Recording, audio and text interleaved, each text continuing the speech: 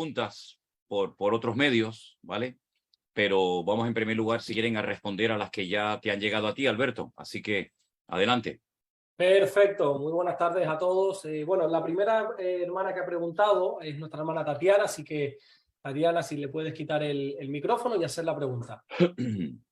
Pastor, muy buenas tardes. Un gusto poder conectarnos. Me parece hermosa la iniciativa que hayan hecho el Zoom y poder hablar directamente con usted. Qué lindo. Intentamos verlo cuando estuvo por Estados Unidos. No tuvimos la oportunidad porque ya estaban llenos los cupos y bueno. Pero un saludo. Somos ecuatorianas y estamos en Estados Unidos, New Jersey. La Bendiciones, un placer conocerte. Adelante. Gracias, Pastor. Yo quisiera saber qué es la blasfemia contra el Espíritu Santo. Sé que he escuchado dos posturas. La una que, pues, si vemos alguna manifestación o alguna cosa que se haya dicho y decimos, pues, esto no es del Señor, eso es blasfemar contra el Espíritu. Y la otra, que es, pues, cuando hemos negado la fe, cuando no aceptamos al Señor, cuando hemos decidido vivir sin Él. No tengo claro, en conclusión, qué es. Ya. Bueno, efectivamente, como tú bien has dicho, han aparecido, ¿no?, diferentes opiniones. Unos piensan que es una cosa, otros piensan que es otra. Gracias al Señor no es un pecado que se ve frecuentemente, ¿no? Como por ejemplo cualquier otro, ¿no? Como, no sé, la mentira o el orgullo o cualquier otro, ¿no? El libro de la Biblia que más información o más datos nos da acerca de en lo que puede consistir el tema de la blasfemia contra el Espíritu Santo es la carta a los Hebreos.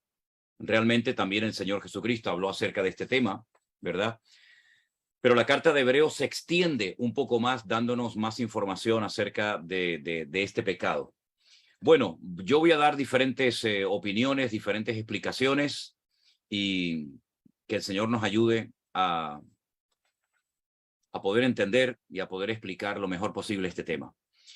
Por una parte, tiene que ver con el resistir a la obra del Espíritu Santo en nuestras vidas, ¿sí? Tal vez o el mejor ejemplo que podemos ver en la Biblia de una persona que se negó rotundamente a creer, a convertirse y arrepentirse fue sin lugar a dudas el faraón de Egipto. El faraón de Egipto era una persona que daba igual lo que oyera, daba igual lo que viera, él se negó y endureció su corazón de una forma terrible hasta el punto que, bueno, que perdió la oportunidad de su vida de poder también ser libre y salvo, ¿no? Como el pueblo de Israel lo fue. Entonces, parte de este pecado tiene que ver con resistir al Espíritu Santo constantemente, conscientemente, después de haber tenido muchas oportunidades de haber entregado la vida al Señor. Pero también este pecado tiene que ver con la apostasía.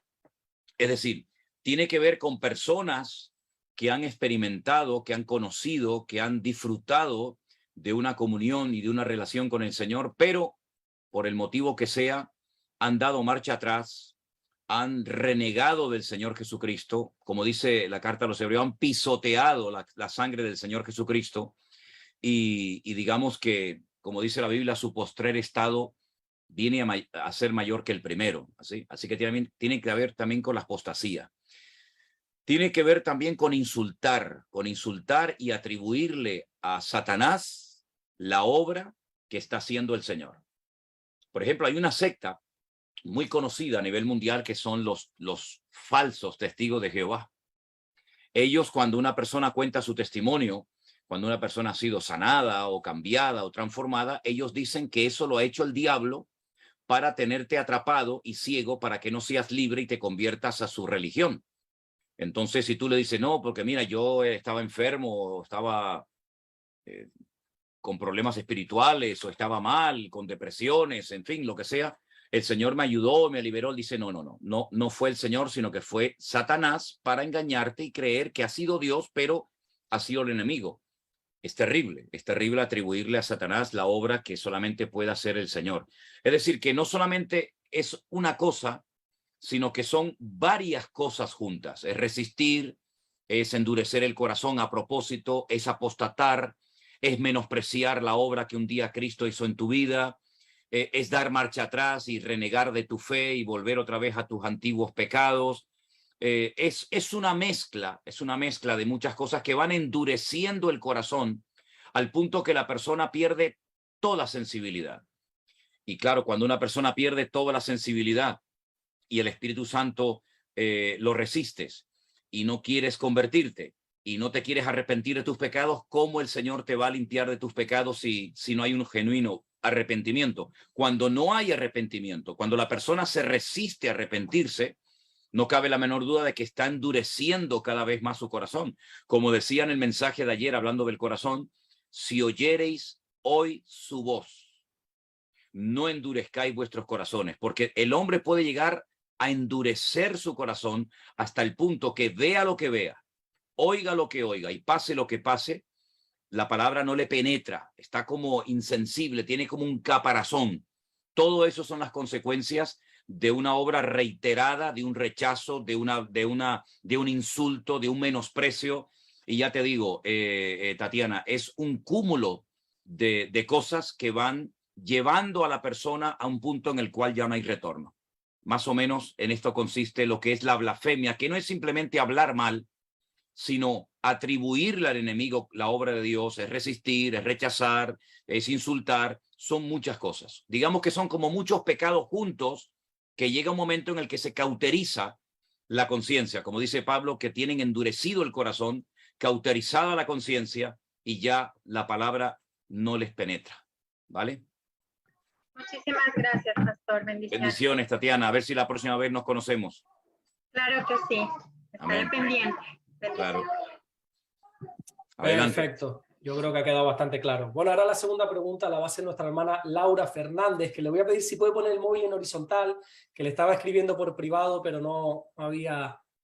Pues yo creo que tiene bloqueado el volteo en el móvil, porque lo está poniendo en horizontal, pero se le ve de lado. Ok, ahí está bien. Quita el micrófono que está silenciada. Ahí. Muy buenas tardes, pastor. Bendiciones. Buenas tardes, hermana. Le escuchamos perfectamente. Qué bueno, qué bueno. Tengo el gusto de conocerle. Estuve con usted, me bauticé con usted aquí en México y básicamente, porque muchos tenemos muchas preguntas, del devocional de hoy, a lo mejor entendí algo mal. Lo leí, lo escuché más de una vez, pero ve que Abraham no obedeció al Señor. No, Moisés no obedeció al Señor y le golpeó a la roca. Ajá. En vez de hablar.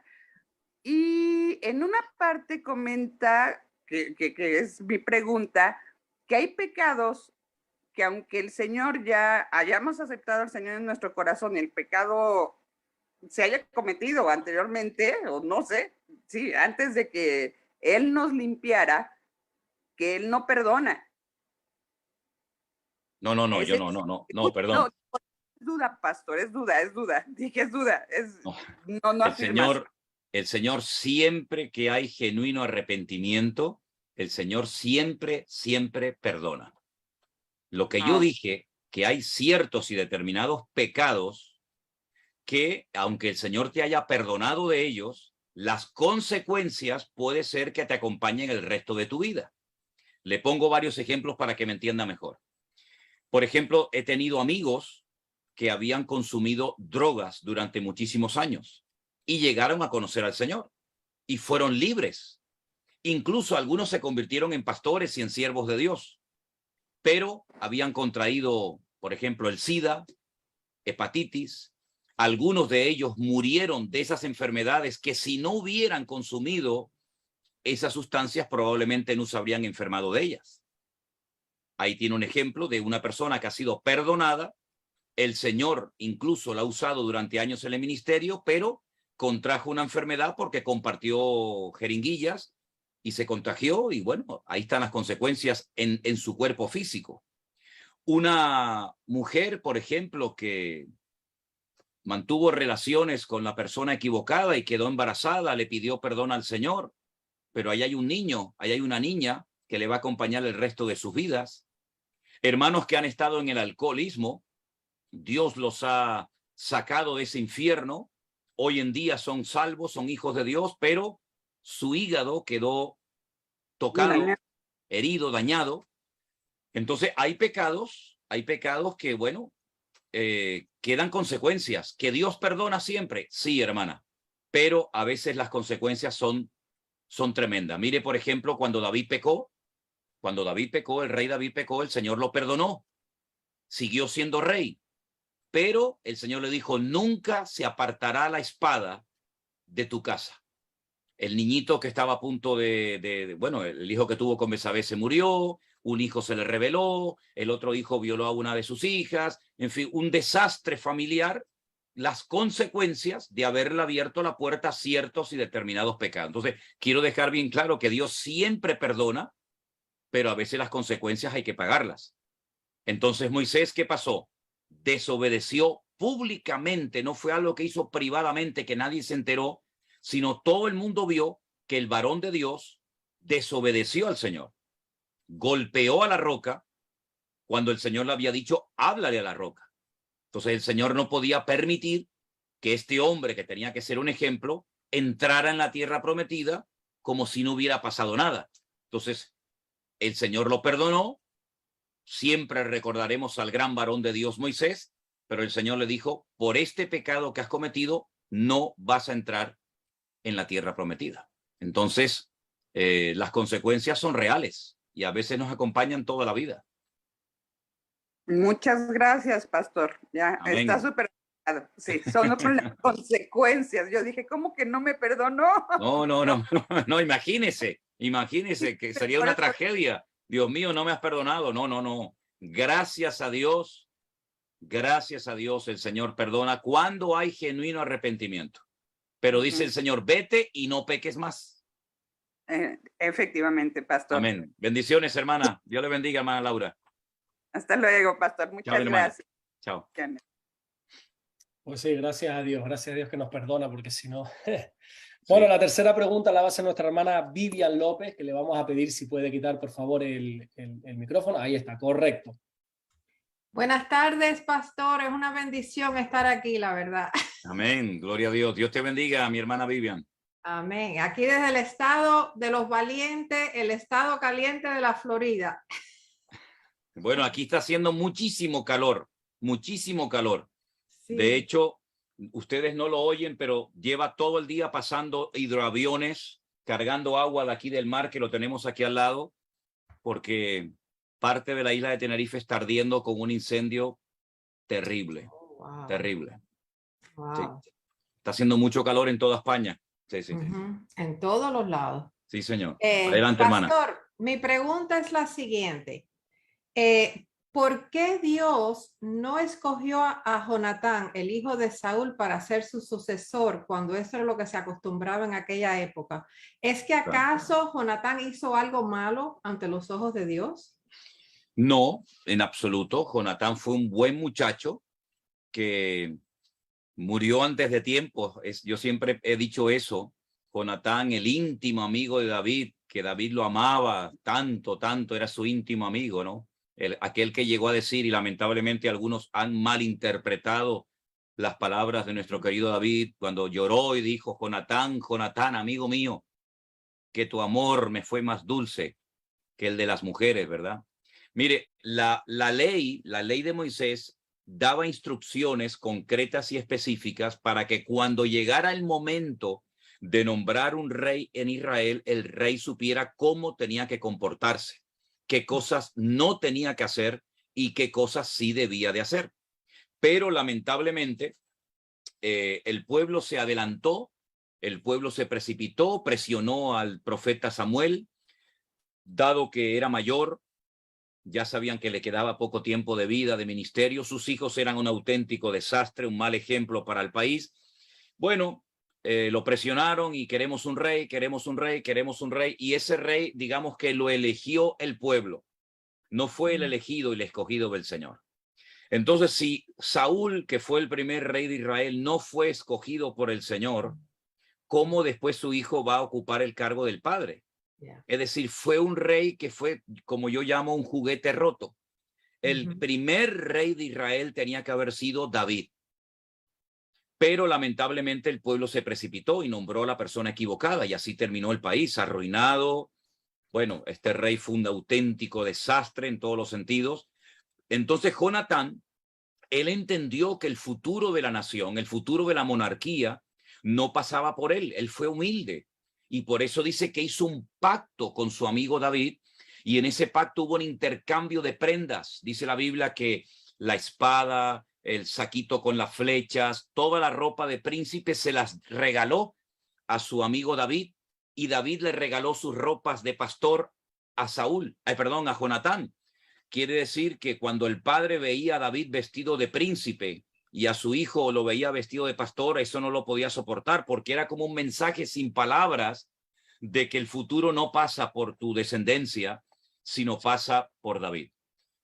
A tal punto Jonatán entendió que el futuro de la nación no pasaba por él, que él dijo: yo seré el segundo en el reino cuando tú seas rey. Él fue humilde y aceptó que su papel no era la de ser rey, sino ser un apoyo a el rey David. Entonces Dios no permitió que Jonatán fuera rey. Sí podía haber sido una persona muy estrecha al rey David, pero Dios rompió el patrón porque ya empezó mal. Y lo que empieza mal, pues ya saben lo que pasa. Aún así, tenía la posibilidad de ser el segundo en el reino junto con David. Y aún así, David, en amor, por amor a su amigo Jonatán, cuidó de su hijo Mefiboset hasta el resto de sus días, ¿no?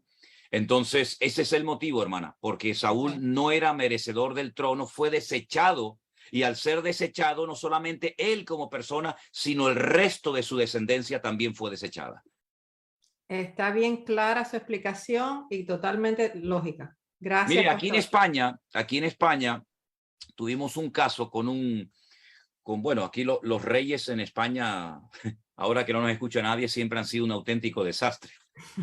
Sí, la familia de los Borbones, si ustedes la estudian, han sido un desastre. Ya se han ido de España unos cuantos, ¿verdad?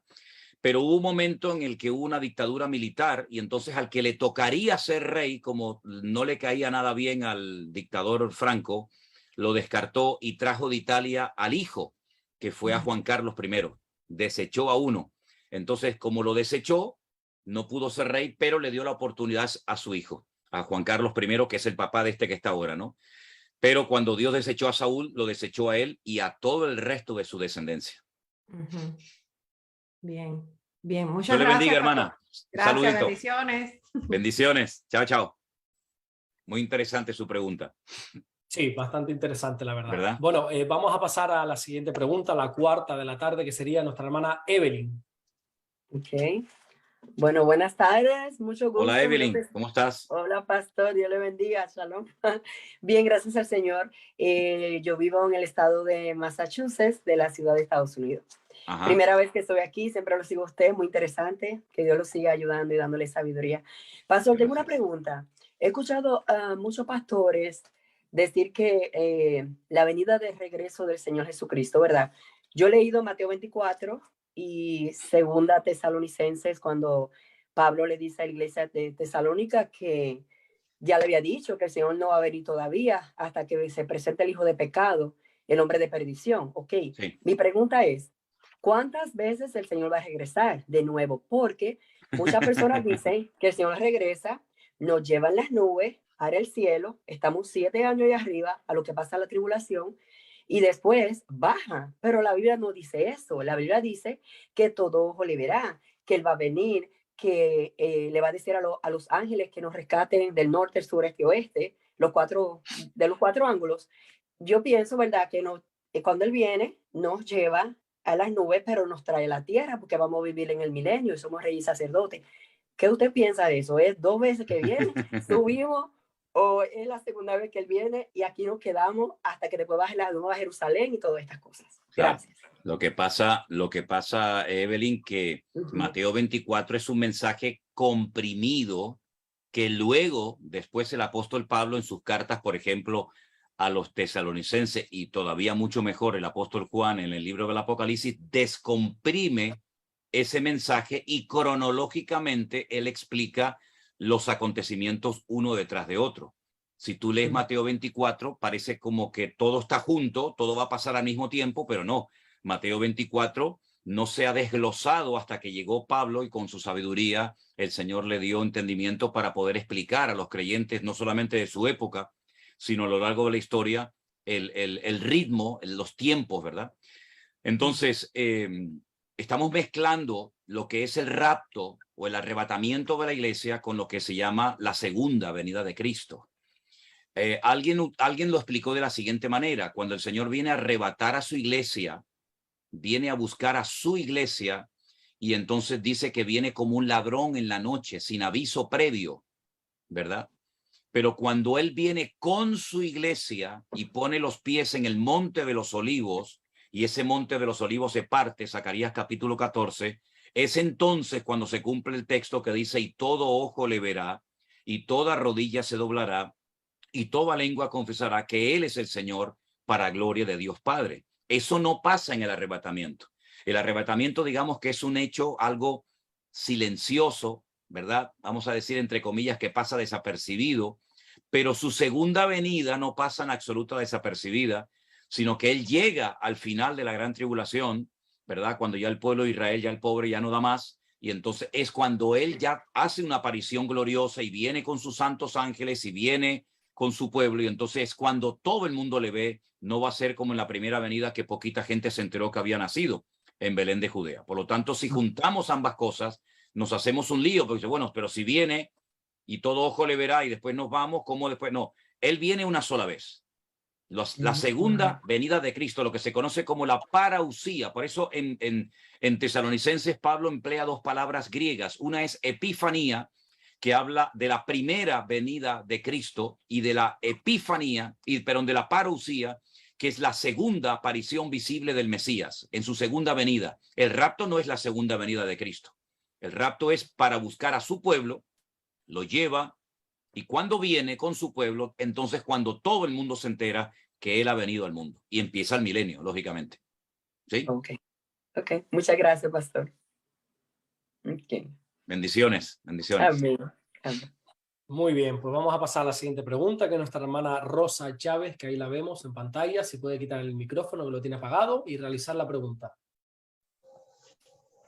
¿Cómo está, pastor? Buenas noches, buenas tardes, de acá desde Lima, Perú.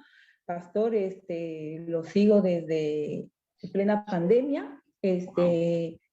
Mi gusto, y quisiera que en su agenda programe una visita así para Perú, porque acá en Perú habemos muchos hermanos que tal vez nos enseñaron. Yo estuve en una iglesia más de 10 a 12 años. Ajá. Pero lo escuché a usted y todo cambió para mí. A mí en esta iglesia me pedían el diezmo como obligación, las primicias, las ofrendas y muchas cosas, que después de resumidas cosas decidí con mi esposo retirarnos de esa iglesia. Wow. Y bueno, lo seguimos a usted desde hace mucho, desde en plena pandemia. Fue mi esposo el primero el que lo escuchó, y después yo, porque hasta nos prohibían escuchar por YouTube otros mensajes. También. Y para mí era como un pecado, porque yo le decía, mi esposo me decía, escúchalo al pastor.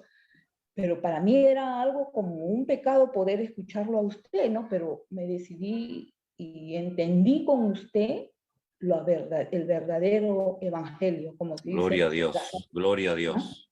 Me alegro, yo quisiera que algún día en su agenda lo programe, pastor. Claro que sí, claro que sí. Si Dios lo permite, claro que vamos a ir a Perú, por supuesto. Ahora vamos a ir, Dios mediante, el mes que viene a Colombia y a Ecuador. Estaremos cerquita. Y si Dios lo permite, el año que viene haremos todo lo posible por visitarles también a ustedes. Uy, qué bendición sería. Pastor, mi pregunta está en Mateo 24, 40, donde dice, 2 estarán en el campo y uno será tomado y el otro será dejado. Y así, esa es mi duda, siempre ha sido ¿qué es lo que se refiere aquí en nuestro Señor Jesucristo en Mateo 24? Mateo 24, ¿me dijo qué versículo, hermana? 40. El 40. Entonces 2 estarán en el campo, uno será tomado y el otro será dejado.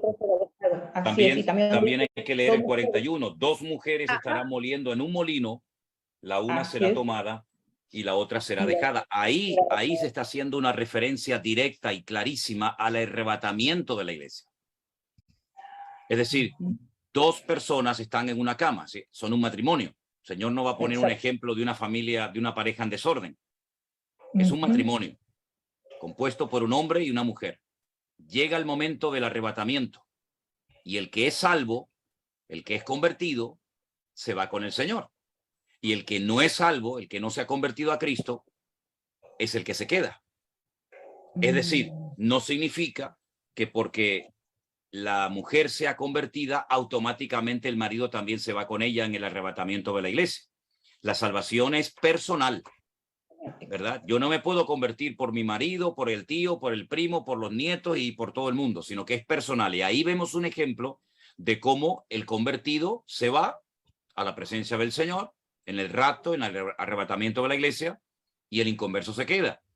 Pero no habrá solamente gente que esté durmiendo, sino habrá gente como estas dos mujeres del versículo 41 que estarán trabajando. No es ese molino grande comunitario, sino es un molino que es pequeñito y que se utilizaba para moler pequeñas cantidades, donde había una piedra cóncava y otra convexa y había como un palo que se metía en medio y giraban las dos mujeres. Bueno, habrá gente que cuando venga el arrebatamiento de la iglesia estará durmiendo. Habrá otros que estarán viajando. Habrá otros que estarán predicando. Habrá otros que estarán trabajando.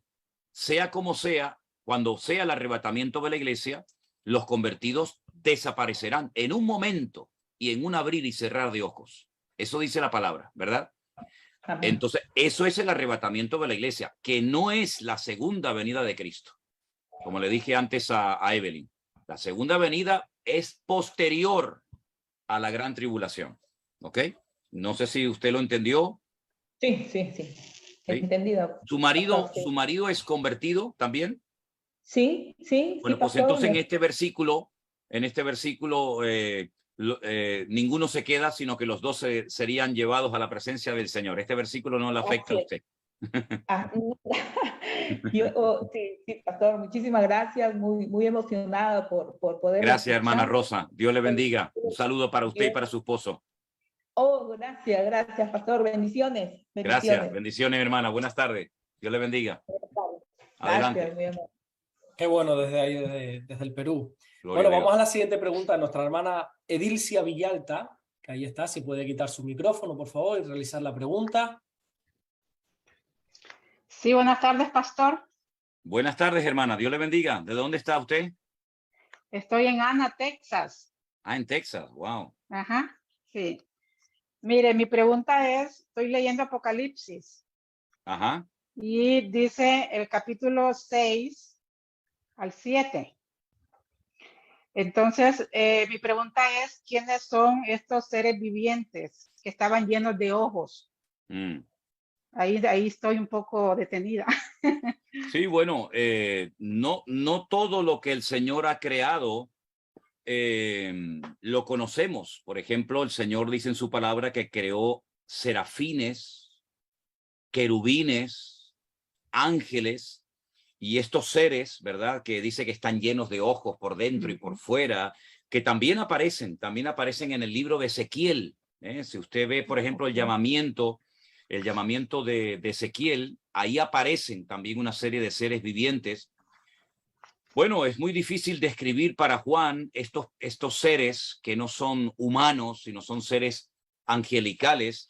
Algunos han dicho de que esto de que tienen ojos por dentro y por fuera es una forma metafórica de decir que todo lo ven, que no hay nada que pase desapercibido ante los ojos de ellos, ¿verdad? Que ellos están como pendientes de las cosas que ocurren en el mundo espiritual. Sea como sea, son unos seres que no se han dado a conocer a los seres humanos, sino que simplemente se conoce algo de ellos por la visión de Ezequiel y por las visiones que tuvo Juan en la isla de Patmos cuando escribió el Apocalipsis. Sin lugar a dudas, nosotros cuando lleguemos al cielo y estemos en la presencia de Dios, los vamos a ver, vamos a decir, mira, esto era lo que yo leí en el Apocalipsis durante tanto tiempo. Pero no cabe la menor duda de que en nuestra mente en este momento nos cuesta mucho, ¿no? Entender cómo pueden ser estos seres, qué función cumplen, para qué los creó el Señor, tienen nombre, qué tamaño tienen, son grandes, son bajos. Son muchísimos detalles que la Biblia no nos revela, porque esos seres no los creó el Señor para nosotros, sino son seres que están alrededor del trono de Dios. Les recuerdo las palabras que el Señor Jesucristo le dijo a sus discípulos en cierta ocasión, cuando dijo: si les he hablado de cosas terrenales y no me habéis entendido, si yo les hablara en términos espirituales, los volvería locos. Entonces, esto entra dentro de una dimensión espiritual que a nosotros no se nos ha permitido entrar de momento, pero que estoy seguro que en alguna ocasión los veremos, los conoceremos, pero que ahora mismo tenemos un desconocimiento, no digo absoluto, pero muy grande de la función que cumplen estos seres, como de otras muchas cosas que el Señor habrá creado, que ni siquiera le permitió al apóstol Pablo contarlas, sino que le dijo: esto no lo reveles, esto no lo cuentes. Así que nos vamos a llevar muchas sorpresas maravillosas cuando lleguemos a la presencia del Señor. Ok, bueno, muchas gracias. Bendiciones, Estuve buscándola hermana. aquí en su libro, pero no lo hallé, por eso la pregunté ahí. Claro, claro, muy bien, hace usted muy bien, hace usted muy bien. Sí. Ok, Bendiciones, muchas gracias, hermana. pastor. Bendiciones a todos. Bendiciones, cuídense por allá. Bueno, gracias. Muy bien, pues vamos a darle paso a la siguiente pregunta, que es nuestra hermana Silvia de Costa Rica. Si puede quitar el micrófono y realizar la pregunta. Hola, buenos días y buenas tardes para otros. Mi nombre es Silvia, pastor, muy contenta de estar en el Pastor Online, que lo sigo desde hace mucho tiempo. Soy una de las que le agradece a Dios por la pandemia, porque yo era católica y por la pandemia ya no pude volver a ir más a la iglesia. Y entonces, pero lo que pasa es que hace 10 años el Señor me llamó a servir a las cárceles. Qué lindo. Entonces, participo en un grupo que vamos a servir a las cárceles, hacemos retiros espirituales de 4 días en las cárceles. Y aún así, el ministerio es un ministerio ecuménico, que le dicen. Entonces, yo como católica entraba a la cárcel igual, y para los privados de libertad, el ser uno católico y estar haciendo un retiro espiritual con metodistas, adventistas, evangélicos, de todo, para ellos es una impresión grandísima, porque ellos dicen: ¿cómo ustedes, que son de diferentes religiones, están juntos y se llevan bien, verdad? Y pueden compartir 4 días con nosotros. Entonces nosotros lo que hacemos es llevarle el mensaje, que es que no somos nosotros, es el Señor Jesús que pone en nosotros ese querer para ir a darles ese amor que Él quiere mandarles, y que somos solo instrumentos. Entonces eso a ellos les llama mucho la atención. Seguro, y claro que sí. El Señor hace maravillas en ese retiro, en esos 3 días y medio. Entonces, cuando empezó la pandemia, necesitábamos algo, un grupo de ellos y yo necesitábamos algo, y fue que un amigo de Texas nos mandó un link. Vean este video, que fue el video famoso de la escatología y todo eso, de los tiempos, ¿verdad? Entonces nos metimos a estudiar, y pastor, de verdad a mí se me cayeron las vendas de los ojos. Gloria a Dios. Y doy gracias al Señor, porque vivía enganchada. Pero bueno, gloria a Dios por eso, y mis lágrimas no son de tristeza, son de emoción. Amén. Pero a raíz de todo eso, mis pensamientos son diferentes. Gracias a Dios ya ahora estoy yendo a una iglesia. Me queda un poco largo porque yo estoy en una provincia de Alajuela y eso es en San José. Pero cuando no puedo, entonces siempre nos conectamos, yo por la iglesia virtual y así, ¿verdad? Gloria a Dios, qué bueno. Y lo de las visitas a la cárcel, ya gracias al Señor, el Ministerio de Justicia nos está dando permiso, y ya estamos entrando, por lo menos, estamos preparando el retiro para noviembre, porque se hace un retiro también para las mujeres que tienen privados de libertad, se hace afuera. Y nos estamos preparando para ese, que es en noviembre. Pero mientras tanto ya estamos entrando a las cárceles, estoy entrando a la cárcel del adulto mayor los días jueves. Pastor, pero yo sí he caminado y he estudiado un poco la palabra y todo, pero ya ahora con sus mensajes que le doy gloria al Señor de que por YouTube paso todo el día, pastor, viendo videos, aprendiendo, estudiando, con el cuaderno en la mano, con la Biblia en la mano, apuntando y todo, porque para mí es importante llevarle la sana doctrina a esa persona. Claro, efectivamente. Pero he estado pasando una prueba bien fuerte porque yo voy y les digo, les hablo a todos de lo que Dios dice que hay que hacer, que tenemos que ser obedientes, pero tengo un hijo que él dice ser homosexual.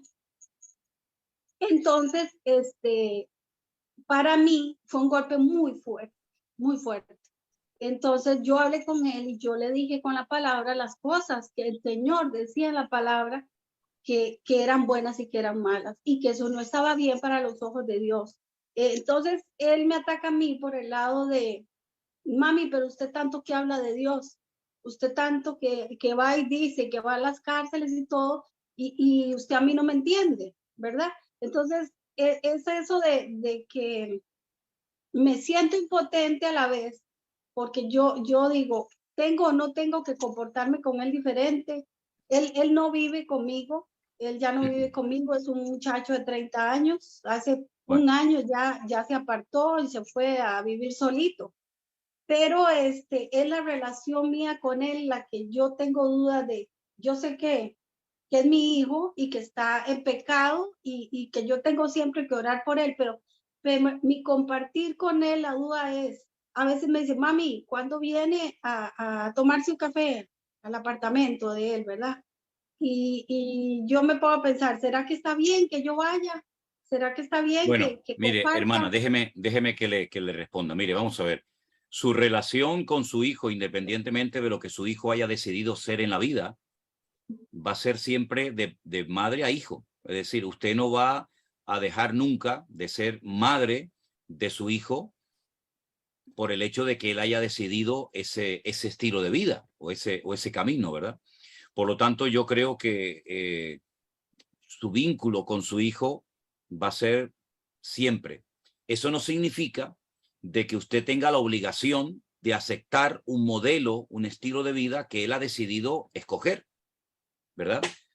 Cada uno en la vida es responsable de sus decisiones. No estamos hablando de un niño pequeñito, estamos hablando, como usted bien acaba de decir ahora, de un hombre de 30 años.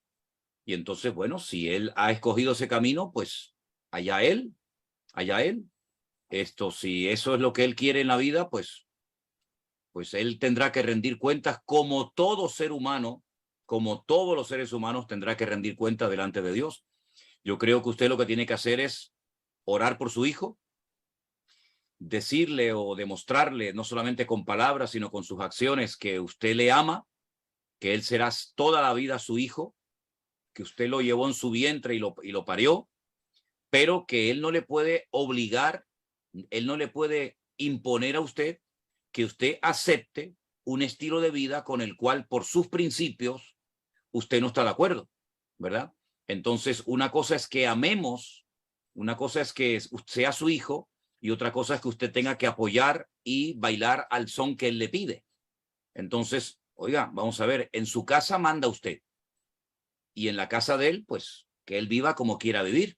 Entonces, hijo, yo a usted lo amo, usted será mi hijo toda la vida, pero quiero que sepa, y no me obligue, porque usted a él no le puede obligar a convertirse, usted a él no puede ni debe obligarle a nada, como tampoco él le puede a usted obligar a aceptar un modelo, un estilo de vida con el cual usted no está a favor.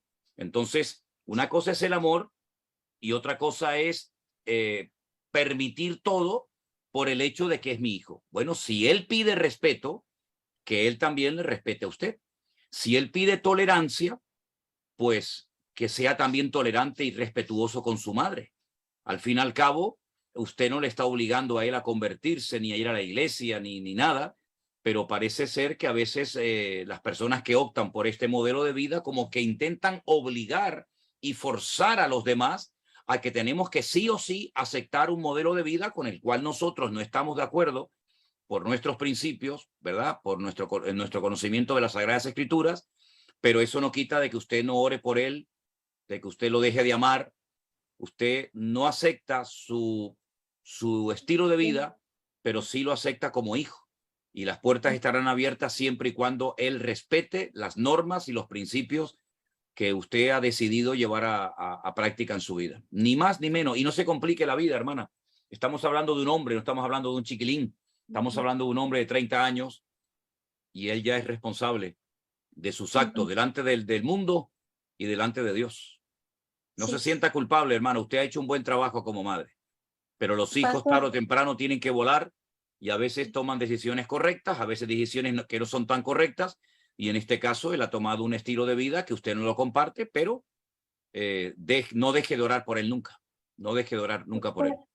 Fue un golpe muy duro cuando yo hablé con él un día y le puse las cosas claras porque tenía que hacerlo porque, como dice usted, es mi casa. Es una casa que yo se la he entregado al Señor, que la uso para estudio bíblico. Bueno, en su casa, hermana, en su casa manda usted y las normas las pone usted, no el que viene. El que viene, si llámese hijo, llámese primo, llámese amigo, vecino, tiene que respetar sus normas. Si no le gusta, pues que no vaya. No hay ningún problema.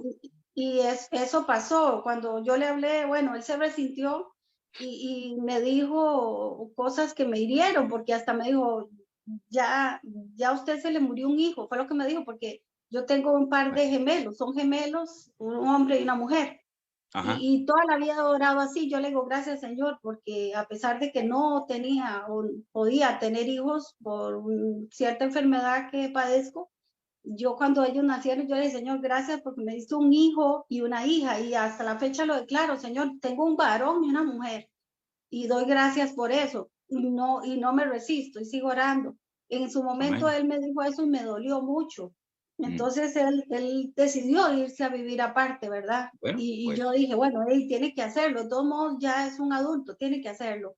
Claro. Y de aparte, ya cuando él se apartó, la relación fue como más bien como acomodándose, como que él se sintió como libre, que yo no lo presionaba. Claro. Y yo me sentí tranquila, ¿verdad?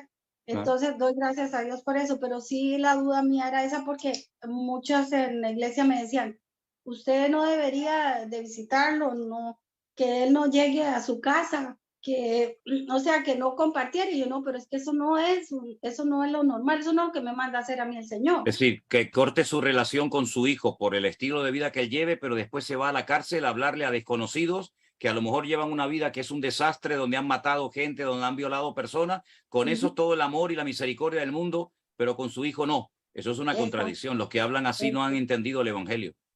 Exactamente, sí. Sí. Dios le bendiga, hermana. Gracias. Dios le bendiga. Bendiciones. Dios los bendiga a todos. Gracias. Muchas gracias. Buenas tardes, hermana. Bendiciones. Buenas tardes. Chao, chao.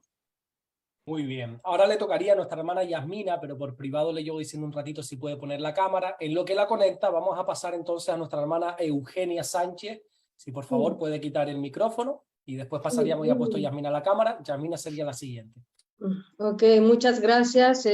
Saludos desde aquí, desde Córdoba, España, aguantando mucho calor por aquí. Uy, Córdoba, eso tiene que ser un horno, ¿no?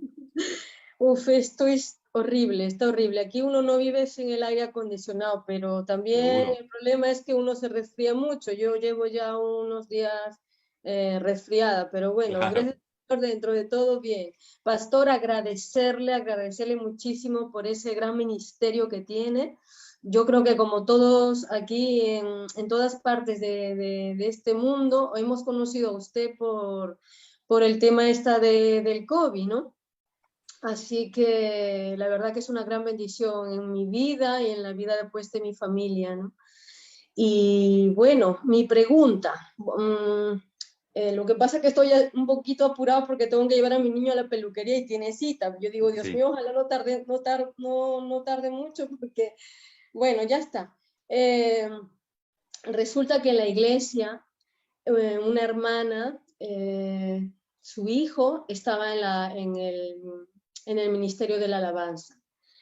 Yo lo cuento esto no en plan que se vea mal, sino el cuidado que uno tiene que tener con respecto a las cosas del Señor, ¿vale? Entonces resulta que esta hermana nos comentó de que su hijo, ella no es de aquí, ella es del país de Honduras. Entonces, nosotros estamos en la iglesia llevando un estudio bíblico y estamos hablando temas sobre el pecado, ¿no? Entonces esta hermana cuenta de que su hijo, estando en el ministerio de la alabanza, el chiquillo, pues, fornicaba con su pareja, ¿no? Y resulta que a raíz de que el muchacho empezó, pues, a llevar esta vida de fornicación, pues, con su pareja, con el tiempo el muchacho tuvo unos sueños. Yo no entiendo mucho eso del tema de los sueños, que realmente si lo que tú sueñas es lo que te va a suceder.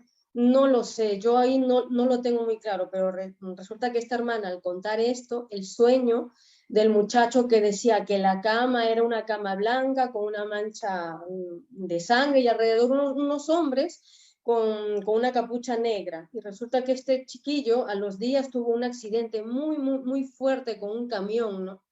Que casi prácticamente era para que este jovencillo pues se haya muerto, ¿no? Pero gracias al Señor, dice que será la misericordia del Señor que este hombre no se ha muerto el chiquillo, ¿no? Pero la hermana, ¿a qué voy con esto? Que la hermana citó este versículo que a mí no me ha quedado claro, que lo tengo un poco confuso y que por favor que usted me lo aclare, ¿no? Es el Hebreos, el libro de Hebreos, la porción del versículo es el 29, ¿no? Donde dice, cuanto mayor castigo pensáis que merecerá el que pisoteare al Hijo de Dios, y tuviere por inmunda la sangre del pacto, dice, no, en la cual fue santificado, ¿no? E hiciere afrenta al Espíritu de gracia, ¿no? Si usted me lo puede explicar eso, por favor, para tenerlo más claro. Y bueno, yo creo que en primer lugar aquí se ha perdido el respeto. Cuando una persona está en una plataforma, obviamente, dirigiendo la alabanza, predicando, dando un estudio bíblico, lo que sea, y al mismo tiempo lleva una doble vida que no coincide con lo que se enseña y con lo que se predica supuestamente en la iglesia, pues el mayor responsable de tomar cartas en el asunto tiene que ser sin lugar a dudas el pastor. El pastor, una vez que esté informado de que tiene un miembro en su congregación que es una cosa en la iglesia y una cosa completamente diferente fuera de la iglesia, pues lógicamente tiene que intervenir, que para eso está de pastor en esa iglesia, ¿no? Por consiguiente, sea músico, sea pastor, sea diácono, sea lo que sea, cuando una persona no es coherente con su cristianismo, la Biblia dice que si decimos que creemos en él, debemos andar como él anduvo. Y el Señor Jesucristo no anduvo en una vida de desorden y de fornicación, como usted me comenta de este muchacho, ¿no? Por consiguiente, referente a esto, lo que hay es que hablar con él, sentarlo y decirle, mira, tú no estás en capacidad en este momento de estar dirigiendo alabanza, porque tu vida no es un ejemplo. Entonces, no es que tengamos que ser perfectos para subirnos a una plataforma a cantar, pero hombre, por lo menos que demos un ejemplo y que nuestra vida pública y nuestra vida privada pues coincida con nuestra fe y con nuestros principios y demos un testimonio del Señor, ¿no? Ahora, ese versículo que has mencionado hace referencia a lo que antes preguntaba una hermana, ¿no? Acerca del pecado contra el Espíritu Santo. Cuando una persona ha conocido y lleva una conducta de desorden, está menospreciando la obra de Cristo, que es lo que significa pisotear la sangre de Cristo, es no darle valor a la obra, a los méritos de Cristo, es faltar el respeto a la obra del Señor, es tomarnos a la ligera el pecado como, bueno, no pasa nada, yo peco hoy, mañana me arrepiento y subo a la plataforma. Entonces yo creo que cuando en la iglesia, como en el matrimonio, como en cualquier parte, pero estamos hablando ahora de la iglesia, se pierde el respeto, pues entonces, como decimos por estos países, por esta parte, apaga la luz y vámonos, ¿no? Yo creo que hay que tomar medidas. El apóstol Pablo, cuando se entera de que hay una persona que lleva una doble vida en la iglesia de Corinto, él dice que lo que hay que hacer a esa persona, decirle que se ausente de la iglesia, que se vaya, hasta que recapacite y tome una determinación de a quién quieres servir, a quién quieres honrar, a tu carne, o quieres honrar y servir a Dios. Hasta que no haya un arrepentimiento, quédate ahí en la calle. Total, la iglesia no te está sirviendo de nada, al contrario, ¿no? Por lo tanto, yo creo que hay que tener el valor y la autoridad en el Señor para decir, el pecado no lo podemos permitir en la iglesia. Que el pecador viene de la calle y quiere convertirse y quiere cambiar, bienvenido sea. Pero si una persona lo que quiere es seguir pecando, no le veo ningún sentido que se congregue en una iglesia, que se quede en la calle y que peque todo lo que quiera. Pero la iglesia hay que respetarla, porque es el lugar donde el Señor se manifiesta a través de su presencia y su palabra. Así es, pastor, así es. Pero entonces, claro, es que este muchacho no, este suceso no sucedió aquí en España, sino en el país de esta hermana, que esta hermana... Da igual, Dios es el mismo, da igual si es Honduras, Claro, Japón o la China, da igual. El pecado es pecado en todas partes. No claro es que que en un sí. país Dios va a ser más tolerante o más flexible. Lo Sí, que está claro, mal está mal. Amén, sí es. El pecado sea más chico, más grande, el pecado es pecado, porque es que hay gente que le pone niveles. No, es que yo no he robado, pero he mentido. No, que lo que yo he hecho es coger una cosita pequeña, pero Bueno, no he eso robado viene, mucho, ¿no? viene del trasfondo católico, donde se nos enseñó que había pecados y se le ponía nombre, pecados mortales y pecados veniales, palabras que no aparecen en la Biblia. La Biblia dice, la paga del pecado es la muerte, punto. Pero el hombre siempre endulzando, el hombre siempre suavizando, ¿no? Como queriendo ser más buenos que Dios. Dice, bueno, hay pecaditos que, en fin, no son tan graves y otros pecados que son más terribles. Pero eso es una forma de tomarle el pelo al Señor, es una forma de faltar el respeto a la palabra. El Señor dice las cosas claras al que le guste bien y al que no también, es así. Sí, es así. ¿De acuerdo, hermana? Hay medias tintas aquí. La palabra es perfecta, como dices, ¿no? Así es. Bueno, pues Hermano nada. Kenia, Dios te bendiga, un placer haberte conocido. Igualmente. Hasta luego, Gracias. bendiciones para todos. Adiós. Gracias. A llevar bien el calor en Córdoba. Gracias, adiós. Aquí en Canarias estamos pasando calor, pero creo que también, en Córdoba también. seguro que un poquito más. Bueno, ahora sí, nuestra hermana Yasmina, que ya puso la cámara. ¿Podrías poner el móvil en horizontal y se te ve completo? A ver. Perfecto, ahí. Pues ya puedes realizar la pregunta. Buenas tardes, Pastor José Manuel. Buenas tardes, hermana Yasmina. Gracias. Pastor, yo estoy en Bolivia. Mira. En Bolivia, pero soy venezolana. Ajá.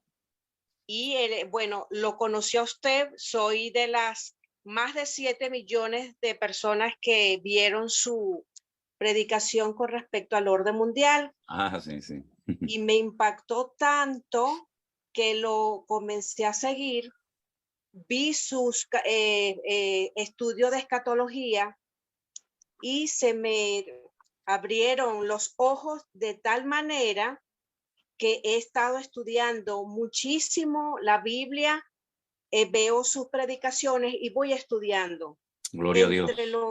Entre los estudios que yo he realizado y apoyándome en videos de pastores y cristianos, incluso hasta de Israel, ubiqué un punto que me llamó mucho la atención, que es el hecho de que tiene que ver la tribu de Dan con el anticristo, porque se ha dicho que es proveniente de la tribu de Dan.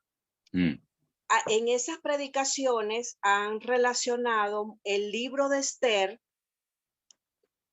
incluso hasta con el Holocausto, que allí digamos, se había predecido el Holocausto por los cuales pasó el pueblo de Israel. Entonces, esa es mi pregunta.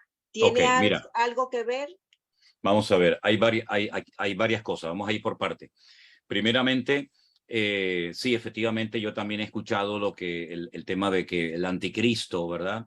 Este personaje siniestro político que aparecerá en los últimos tiempos, que surgirá de lo que era el antiguo imperio romano, puede pertenecer a la tribu de Dan. ¿Por qué?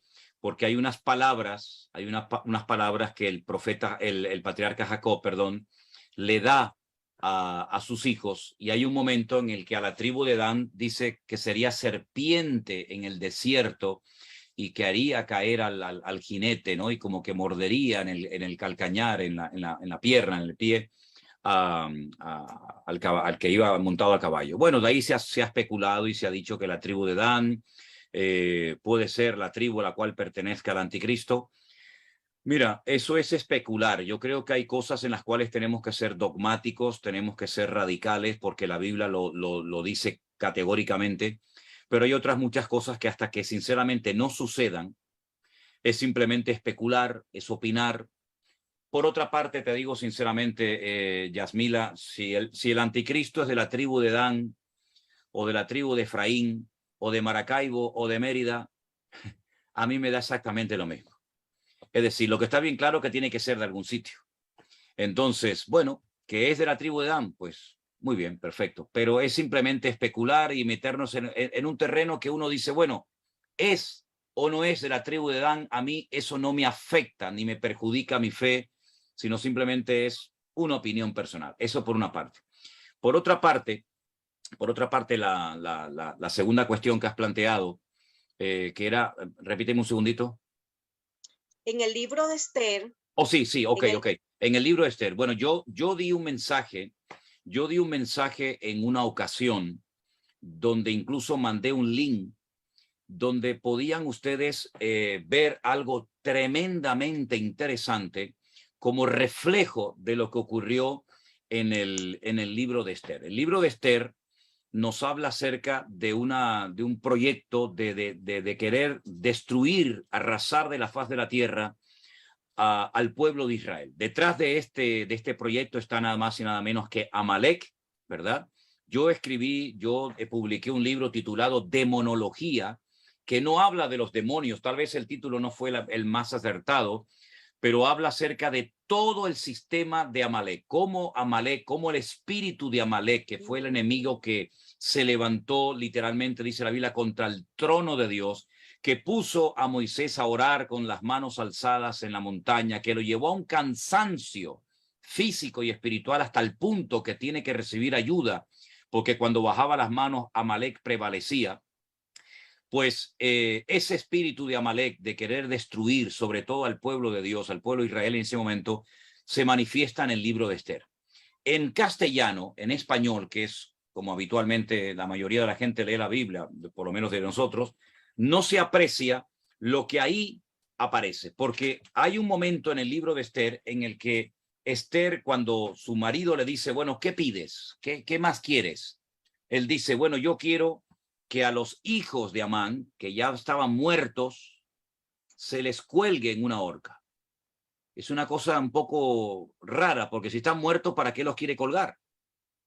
Pero ella pidió eso, ya están muertos, ahora quiero que los cuelgues. Y entonces, ahora no lo puedo explicar todo porque hay que verlo en hebreo, pero es interesantísimo ver cómo en el juicio de Nuremberg, cuando se produce la sentencia en contra de los cabecillas del movimiento nazi en la Segunda Guerra Mundial, colgaron en la horca a muchas de estas personas, ¿no? Menos a uno que fue el que se quitó la vida, a Goebbels, se quitó la vida en la cárcel. Yo no sé exactamente cómo titulé ese mensaje, pero yo creo que sería tremendamente interesante que ustedes lo vieran, que ustedes lo escucharan, porque creo, si no me equivoco, que hasta las letras en hebreo las puse para que ustedes puedan ver cómo en el libro de Esther hay como especie de un reflejo de algo que ocurriría en la Segunda Guerra Mundial y que aquellos que colgaron, no es que se hable de ellos en el libro de Esther, pero tú sabes que hay historias que se repiten. Es decir, el faraón quiso matar a los niños en Egipto, Herodes quiso matar a los niños en la época de Jesús, así como Naamán quiso matar, o Amalek quiso matar al pueblo de Israel en la época de Esther. También hubo otro personaje que quiso exterminar al pueblo de Israel en la Segunda Guerra Mundial. Es decir, hay hechos repetitivos en la historia. Entonces, ya te digo, no sé cómo se llama ese mensaje, tiene que ver con la reina Esther y con el libro de Esther, en la fiesta de Purim, pero es muy interesante ver la explicación que yo di acerca de qué pasó con aquellos nazis que colgaron y con aquellos hijos de Amán que muertos Esther pidió que los colgaran. Sería bueno que lo escucharan, porque ahí está toda la explicación. ¿Sí? No, y créame, pastor, que yo lo voy a buscar su mensaje y lo voy a conseguir. Y casualmente en el juicio de Nuremberg colgaron a 6 de los cabecillas de Hitler. Y uno eran no más de lo 6, colgaron. eran más de 6 los que colgaron. Y que no lo colgaron. Pero se cuando suicidó, fue el que se quitó la vida, suicidó, se envenenó en la celda. Y una de las informaciones dice que cuando a él se le va a hacer la autopsia, que se le desviste tenía ropa de mujer. No lo sé, no lo sé. Pero sí, Y sí una de las citó, hijas sí de citó Amán. algunas palabras a uno de los que ahorcaron antes de que lo ahorcaran y le dijeron que quería decir algunas palabras. Mencionó cosas del libro de Esther. Sí. Ok. Ok, pastor. Bendiciones, mi hermana. Bendiciones. Intentaré Gracias, buscar pastor. ese mensaje que no sé cómo se llama, pero ahí está toda la explicación. Intentaré localizarlo. Gracias, Bendiciones. pastor. Bendiciones. Gracias, mi hermana querida. Dios le Gracias. bendiga. A ver, adelante. Bueno, pues tenemos una de las preguntas más especiales, no por la pregunta en sí, que es muy interesante, sino por quién la va a hacer. Se la va a Me hacer imagino que pastor será Isaac, ¿no? Isaías, Isaías, correcto. Lleva Isaías. todo el programa ahí serio esperando a que usted le responda a esta pregunta. Isaías, todo tuyo. Las preguntas de los niños Ok. son las más difíciles, ¿eh? Ok, primeramente, buenos días, buenas tardes, desde San Luis Potosí, México, ay, me llamo Isaías Ajá. y tengo 11 años y me gusta mucho las predicaciones del hermano Manuel Sierra y lo sigo desde la pandemia. De hecho, Wow. ayer vi una predicación, ayer domingo, del pastor Alberto Ares, que se llama Dando lo Mejor, y me gustó mucho. Qué bueno. Y pues mi sueño es ir a Islas Canarias a conocerlo a usted. Uy, qué bueno, qué lindo sería conocerte, Isaías, personalmente. Sí, El año que viene en el campamento de los niños, sería lindísimo que pudieras venir con tu mamá o tu papá. Sería lindísimo tenerte, claro que sí. Sí, a ver si puedo. Y es que mi sueño es ser pastor. Wow. Y pues así es. Y mi pregunta es que, ¿cómo sería usar el nombre de Dios en vano?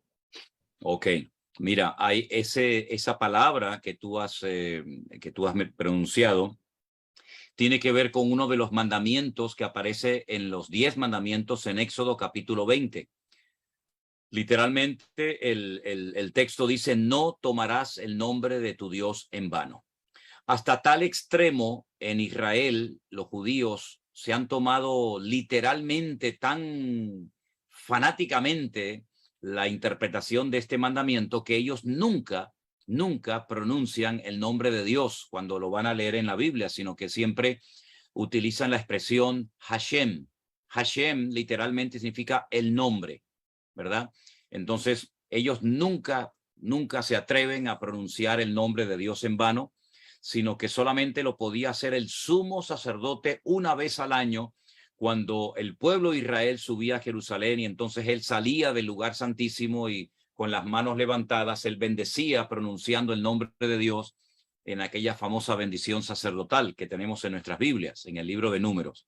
Ahora, hay muchas expresiones y muchos momentos, sobre todo aquí también, ¿sabes, Isaías?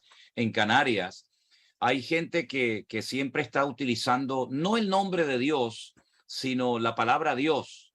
Se le cae una cosa al suelo y ahí mencionan a Dios o una expresión como, ay, Dios mío, y cosas así, ¿no? Yo creo que ese tipo de expresiones tenemos que quitarlas de nuestra boca, porque a Dios solamente se le tiene que mencionar cuando vamos a orar o cuando vamos a alabarle, pero no por tonterías, ¿verdad? Hay gente que incluso llega a jurar por Dios, lo cual está prohibido en la Biblia. Dice, no juréis de ninguna manera. El cristiano no necesita jurar, porque tu sí tiene que ser sí y tu no tiene que ser no. No tienes que recurrir a juramentos mencionando a Dios para nada, ¿verdad? Eso es pecado. Entonces, cada vez que vaya a salir por nuestra boca el nombre de Dios, la palabra Dios, yo creo que tendríamos que tener cuidado por qué estoy mencionando el nombre de Dios para una tontería, en un juego, en una expresión, ¿verdad? O cuando me caigo, lo que sea. Entonces tenemos que ser muy, muy respetuosos con las cosas de Dios, nunca hacer chistes, nunca hacer bromas. Por ejemplo, a veces dice, oye, te voy a contar un chiste. ¿Sabes que una vez Dios le dijo a no sé quién? Digo, no, para. A mí no me estés contando chistes de Dios, ni chistes de apóstoles, ni de Jesucristo, ni de personajes de la Biblia, porque eso es una falta de respeto.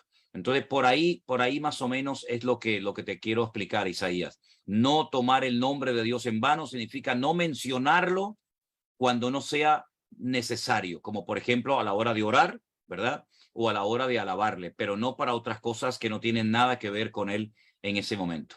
¿Te quedó clara la respuesta? Sí, muchas gracias, hermano. Sí, es que luego también en mi escuela, luego también a veces dicen, pues, oh, Dios mío, o se caen, no dicen, oh, Dios, o eso. Eso, esas cosas no hay que hacerlas. Eso es tomar las cosas de Dios en vano, sin darle importancia, sin darle respeto, el respeto que merece el Señor. Entonces, esas expresiones no se tienen que utilizar, tenemos que quitarlas de nuestra boca, de nuestro vocabulario, y si tú se las oyes a alguien, decirle, mira, eso no está bien, no menciones el nombre de Dios en vano, porque eso es una falta de respeto y de temor a Dios. Y si quieres ser pastor, tienes que leer mucho la Biblia, prepararte mucho, ¿sí?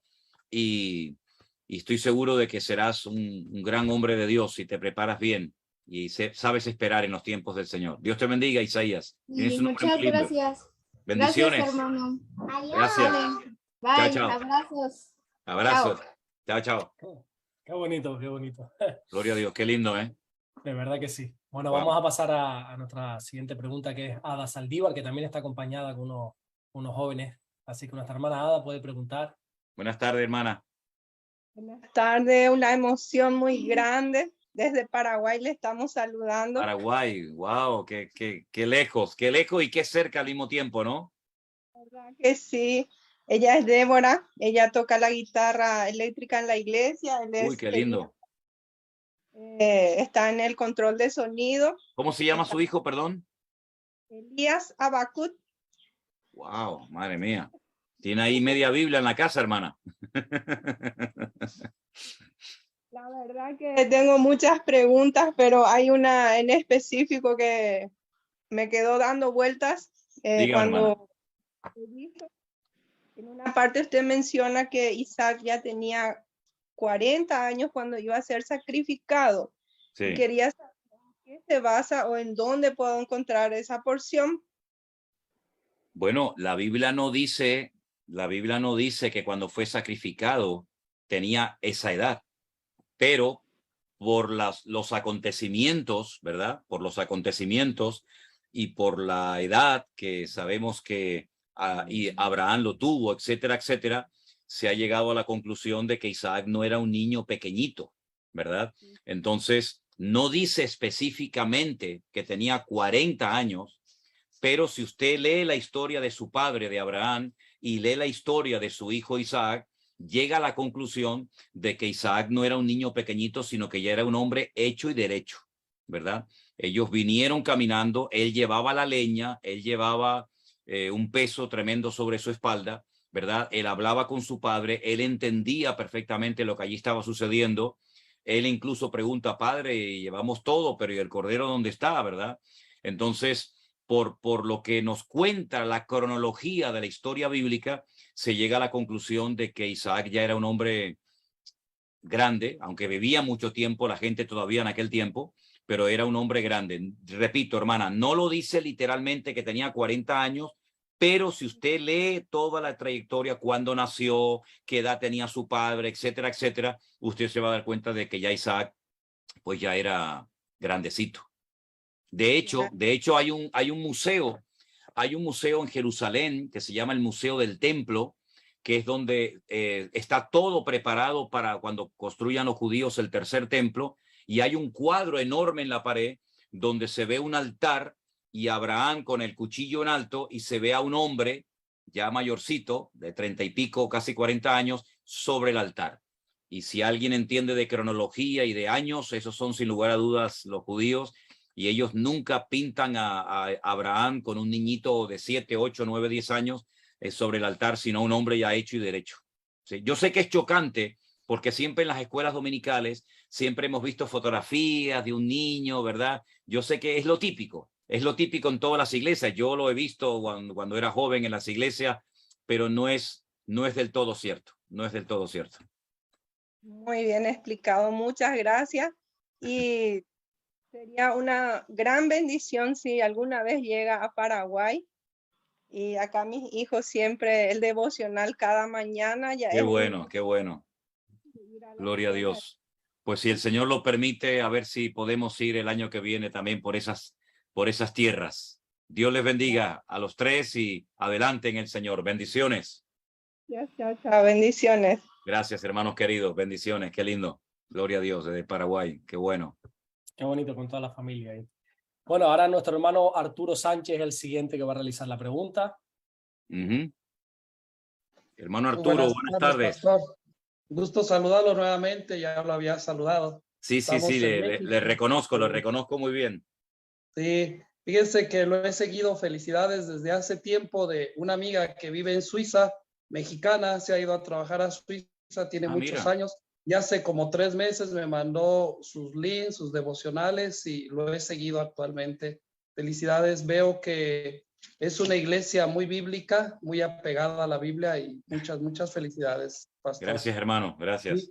Mi pregunta sea la siguiente, si me podía orientar un poquito entre la diferencia del diezmo y la ofrenda, y si actualmente, el día de hoy, es válido la ofrenda en la iglesia de Dios, que todo mundo ofrende, hasta los inconversos, o qué sería esa mis dudas. ¿Vale? Gracias.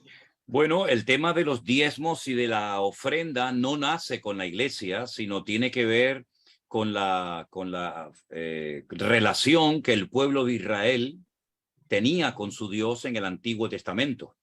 El inventor de las ofrendas no fue el hombre, no fue Israel, no fue la iglesia, fue Dios.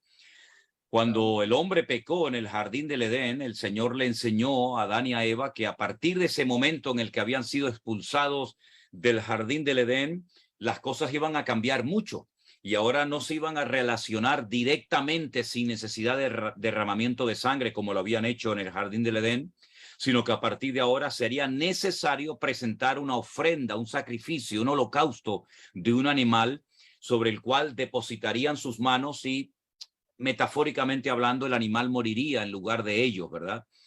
Esto con el paso del tiempo en la ley de Moisés, cuando Moisés recibe la ley, la Torá en el monte Sinaí, pues él recibe los 613 mandamientos que forman parte de la ley, que los tenemos en nuestras Biblias, y hay un libro entero que fue escrito y dedicado a los levitas, el famoso libro de Levítico, que es el manual práctico para que los levitas, los sacerdotes, supieran cómo tenían que presentarse delante de Dios, cómo tenían que hacer las ofrendas, etcétera, etcétera.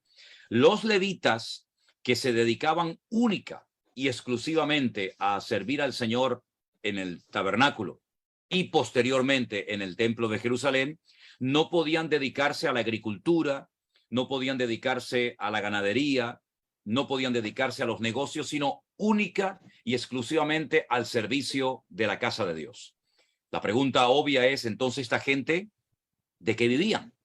Bueno, el Señor, entonces, si me permiten la expresión, estableció el diezmo como una ley obligatoria para las restantes tribus de Israel, donde se les dijo que tenían que apartar el diezmo de lo que tuvieran, animales, en fin, ganadería, agricultura, lo que fuera, y se le diera esos diezmos a los levitas para que ellos se dedicaran a los asuntos espirituales y el pueblo los cubría, los atendía materialmente con sus diezmos y con sus ofrendas.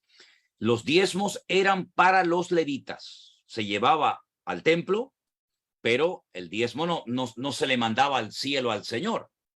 Los diezmos eran para los levitas, para los sacerdotes. Dice el Señor, traed todos los diezmos al alfolí y haya alimento en mi casa. ¿Alimento para quién? Si Dios no come, si el Espíritu Santo no come. Alimento para los siervos del Señor que vivían de las aportaciones de los diezmos del pueblo. Aparte del diezmo, el pueblo cada vez que se tenía que acercar a la presencia de Dios tenía que llevar un holocausto, una ofrenda. Y entonces había parte de esos animales, no todo, había parte de esos animales que se le daba al sacerdote para que también pudiera comer, ¿verdad?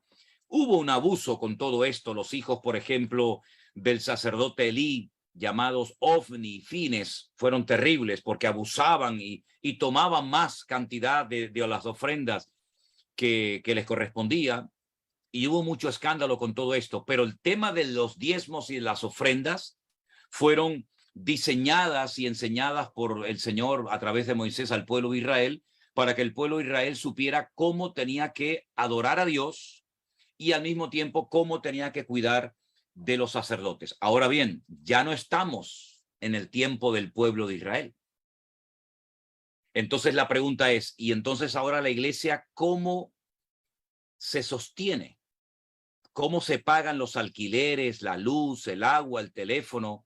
¿Cómo se ayuda a los pastores, a los evangelistas, a los siervos de Dios para que puedan cumplir el ministerio?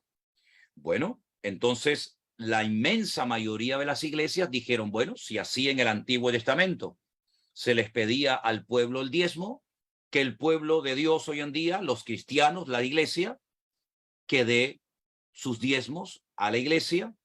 Nosotros en nuestra iglesia, por ejemplo, hacemos lo siguiente.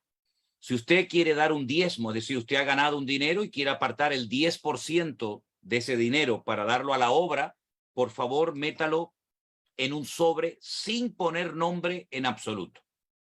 Y si alguien quiere dar simplemente una ofrenda voluntaria, ¿verdad? No por presión. Los diezmos no se tienen que dar por presión, ni las ofrendas tampoco, sino por amor, ¿verdad? No hay que asustar a la gente, no hay que manipular al pueblo.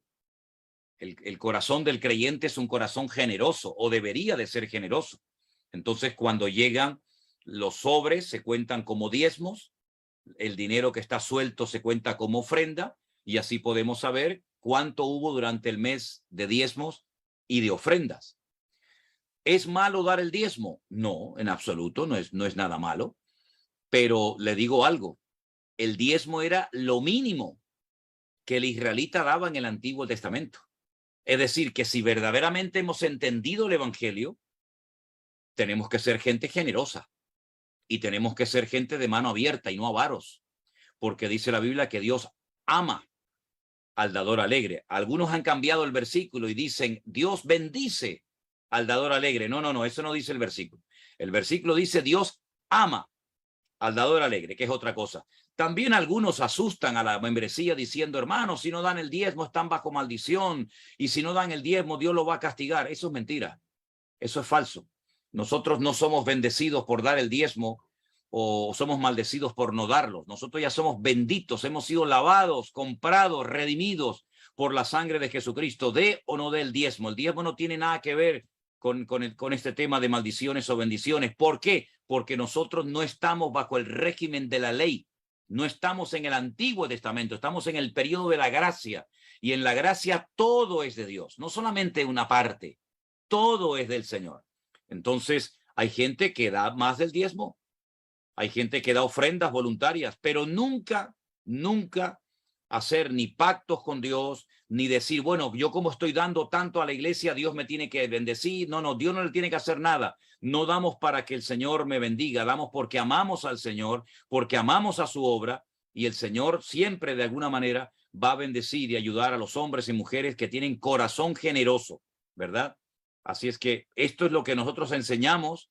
Sé que en algunas iglesias el único versículo que a veces ponen en la pared cuando uno entra a la iglesia es traer los diezmos al alfolí, como si no hubiera otros versículos, pero nosotros no tenemos que vivir bajo el temor, ni bajo la presión de nada ni de nadie, sino vivimos en la libertad gloriosa de los hijos del Señor. Y Dios siempre bendice a su pueblo de alguna u otra manera. No sé si le estoy respondiendo a su pregunta, hermano.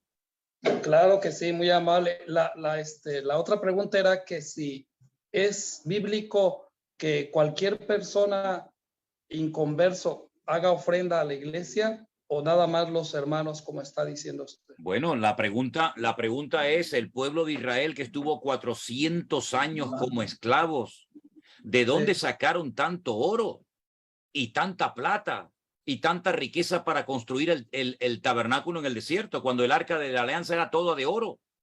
Y el candelabro, ese candelabro, la menorá de 7 brazos era de oro puro. ¿De dónde sacó esa gente ese dinero? Se lo dio el faraón, se lo dieron los egipcios. ¿De dónde sacó David tanta plata, tanto oro, tanta madera, tanta riqueza para construir el templo? No se lo quitó a los filisteos, a los amorreos, a los cananeos, no se lo quitó a los enemigos de Dios y lo consagró para el servicio al Señor. Cuando había una guerra no se repartía el botín de guerra, aunque fuera del enemigo, salvo algunas excepciones, como por ejemplo cuando Josué le dice al pueblo, no tomen nada de la ciudad de Jericó, no cojan nada. Y hubo aquel que tomó y sabemos todo el resto de la historia, ¿no? Es decir, si una persona, aunque no sea creyente, quiere ayudar, quiere aportar algo a la obra del Señor, ¿por qué no? Ahora, otra cosa es que sea un narcotraficante, un vendedor de drogas, una persona que lleve una vida que es un desastre y quiera lavar dinero, como hay gente que quiere lavar dinero y lo entrega a lo mejor, vete tú a saber, a una iglesia, no. Pero si alguna persona inconversa quiere ayudar a la obra, quiere aportar algo, que Dios lo bendiga. No está prohibido que un inconverso, si quiere ayudar a la obra de Dios, lo pueda hacer, en absoluto. No está prohibido, para nada. Gracias, sí.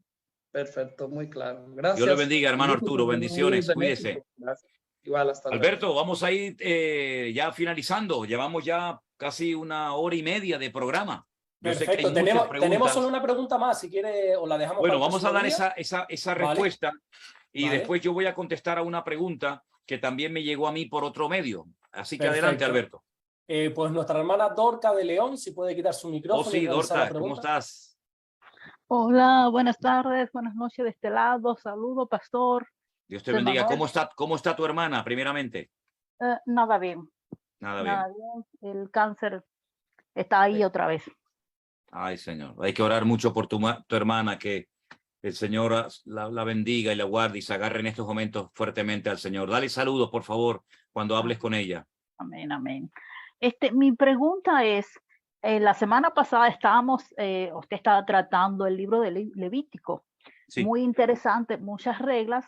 Entonces, en el libro de Jueces 19 está el levita y la concubina. Esta pregunta yo la envié y yo quisiera saber si esto fue así, porque ya la violan la concubina y es la descuartiza y envía 12 pedazos a cada tribu. Sí, terrible, terrible. Entonces, ¿eso es literal? Pues no, mira, Dorcas, te digo algo. El libro de Jueces, que es un libro muy extenso, son siglos de historia. Hay una parte que hay varios momentos en el libro de Jueces que dice que cada uno hacía lo que quería, cada uno hacía lo que se le ocurría. Y encuentras cada disparate y encuentras cada barbaridad en el libro de Jueces, como aquel que dijo, bueno, el primero que me venga a dar la bienvenida, lo sacrifico al Señor, o este levita que descuartiza a la muchacha y lo manda como si fuera un paquete por todo el país. Es decir, no significa que lo que hacían estaba bien. Es decir, la Biblia también cuenta las barbaridades que se hacen cuando uno no está bajo el gobierno de Dios. Cuando el hombre no está bajo el gobierno de Dios, sometido al Señor y a su palabra, puede convertirse en un auténtico salvaje. Y este sería un levita, pero lo que hizo fue terrible, ¿verdad? Y el otro, y Jefté, y el otro, y Gedeón, y tantas barbaridades que la Biblia cuenta, pero uno se pregunta, bueno, ¿y por qué cuenta la Biblia todas estas cosas? Primeramente, para que nos demos cuenta de que el ser humano sin Dios es un salvaje. En segundo lugar, para que no nos pongamos a confiar y a mirar a los hombres, porque los hombres, por muy espirituales, por muy usados que sean, todos metieron la pata, si me permiten la expresión. David lo hizo, el otro lo hizo. Dice la Biblia que Elías era un hombre sujeto a pasiones semejantes a las nuestras. Entonces, sí, Dorca, mira, es terrible, es literal. Lo que pasó fue tremendo, tremendo. Pero era lo que pasaba porque no estaban bajo la soberanía, bajo la cobertura de Dios, y dice, cada uno hacía lo que le daba la gana. Y entonces ahí te das cuenta de cómo el Señor, cuando no es la cabeza, cuando no es el que gobierna nuestras vidas, nuestro hogar, nuestro negocio, nuestro ministerio, se pueden llegar a cometer auténticas barbaridades, por mucho que usted sea levita, por mucho que usted sea pastor, apóstol, evangelista o reverendo. Cuando la persona se va del diseño establecido por el Señor, esa persona es peligrosa y esa persona puede llegar a comportarse hasta peor que un inconverso. No, la historia esa de Jueces 19 es terrible, terrible. Que terrible. gracias, porque yo la envié, digo, déjame, como tengo tiempo hoy y pude entrar, digo, déjame hacerla entonces directo el programa. Muchísimas gracias. Por nada, mi hermana Dorca, Dios te bendiga. Amén, Y yo amén. quiero decirle a una hermana que ha escrito, que me ha preguntado que por favor le responda, ¿qué va a pasar con las mascotas y con los animales cuando nos vayamos a la presencia del Señor? Bueno, mira, yo estuve hablando con un amigo mío que sabe mucho de la Biblia, que vive en Italia, se llama Marcos. Él es un joven que yo aprecio mucho, lo conocí desde pequeñito y él se ha convertido en todo un erudito de la palabra de Dios. Sobre todo su especialidad es la figura de Jesús, ¿no? Las dos naturalezas, la humana, la divina, todo esto. Y él me decía, oye, Manuel, ¿no te ha llamado nunca la atención que la Biblia dice que Dios va a crear cielos nuevos y tierra nueva? ¿Tierra para quién? ¿Cielos para quién? Dice, bueno, el cielo para nosotros. ¿Y la tierra para quién? Hablo de la eternidad, ¿verdad? Yo sinceramente siempre me he preguntado qué va a pasar con los miles y miles de elefantes, leones, panteras, jirafas, que van a desaparecer todos los animales cuando forman parte de la creación de Dios. Entonces, yo creo que el Señor tiene cuidado de toda la creación, no solamente del hombre, sino también de los animales. Dice la Biblia que mandó a Jonás a Nínive porque tuvo compasión de la población de adultos, de niños y de animales. Y Dios es un Dios tan amoroso y tan compasivo y tan cuidadoso de su creación, que cuando le reveló a Noé que iba a venir un tremendo diluvio, le dijo, méteme también animales dentro del arca. Podía haber dicho, no, los animales que se mueran todos. No, yo veo que Dios refleja su poder, su autoridad, también a través de la creación, y los animales son parte de la creación de Dios. Ahora, si usted me pregunta qué va a pasar cuando seamos arrebatados con el perrito que quedó en casa solito, pues no sé, dígale a los vecinos, déjele una nota, dígale a los vecinos, dígale a sus familiares inconversos, oye, si tú ves que yo durante algunos días no aparezco y tú ves que no voy a la iglesia y tú tocas a la puerta y no te abro, pues dale de comer al pajarito, al loro, al perro, al gato, porque yo me fui con el Señor. Así que si tú ves que no estamos, que se quedó la televisión encendida, las Biblias abiertas, estamos en la presencia del Señor, por favor, cuídame a los animalitos, pero recuerda que lo que pasó es que nos fuimos con Cristo, lo que te decía era verdad. Así que por casualidad, si esto pasa, déjele una nota y un manojo de llaves a una persona de confianza para que le cuide las mascotas cuando nos vayamos a la presencia del Señor. Hermanos queridos, ha sido una bendición tremenda el poder estar con ustedes en esta tarde. Les dejo porque ahora mismo me voy corriendo a la iglesia, que tenemos una reunión, y quiero terminar este tiempo con oración, dándole gracias al Señor por esta oportunidad preciosa que Él nos ha dado. Gracias por sus oraciones, hermano. Gracias por su apoyo. Gracias porque sentimos que hay un respaldo y un amor por parte de tanta gente. Algunos ya los hemos ido conociendo, otros todavía el Señor nos irá dando poco a poco la oportunidad de conocerles. Pero vamos a darle gracias al Señor por este programa que queda grabado ahí tanto en Facebook como en YouTube. Y por favor, uso la oportunidad que se me presenta para decir, están volviendo a aparecer por todas partes, por Instagram, por Telegram, por Facebook, por YouTube, páginas y canales con mi nombre, con el logotipo de la iglesia, con el nombre de nuestro ministerio, pidiendo dinero a la gente. Por favor, hermanos, usted dé el dinero a quien quiera, pero no se confunda. No somos nosotros.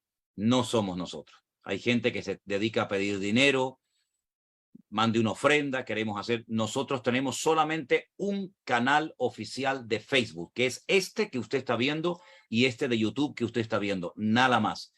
Sean prudentes y si ven que hay gente por ahí que en mi nombre está pidiendo dinero, por favor denúncielo, díganos para tomar medidas y no dejar que la gente sea engañada por estas personas que no tienen ningún respeto a la obra de Dios. Voy a pedirte, Alberto, si eres tan amable y nos despides en oración. Que Dios les bendiga. Mañana, si Dios quiere, nos volveremos a ver otra vez en el devocional de mañana. Bendiciones para todos, mis queridos hermanos. Oramos. Vamos ahora para despedirnos. Señor, gracias te damos por este tiempo. Gracias, Señor, también por estas tecnologías donde tú nos permites unirnos, tener comunión los unos con los otros. Gracias, Señor, porque tú nos traes luz a través de tu palabra. Gracias por el pastor José Manuel Sierra, por cada hermano, por cada hermana que ha realizado su pregunta, Señor. Gracias te damos por todo. En el nombre de Jesús. Amén. Amén y amén. Hermanos queridos, Dios les bendiga. Una bendición haberles visto, haber estado con todos ustedes. Nos vemos mañana, si Dios quiere, en el devocional. Bendiciones, les dejo, que tengo que salir para la iglesia. Dios les bendiga.